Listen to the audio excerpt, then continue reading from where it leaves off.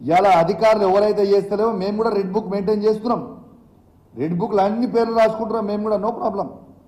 Matter of time వచ్చినప్పుడు మళ్ళీ మీకు కూడా తీవ్రమైన పరిణామాలు ఎదుర్కోవాల్సిన పరిస్థితి వస్తుంది. కాబట్టి మీరు దయచేసి, మీ మీద మాకు గౌరవం ఉంది, మిమ్మల్ని మేము బెదిరిస్తలేం, కానీ మీకు జస్ట్ గుర్తు చేస్తున్నాం మీ బాధ్యతని.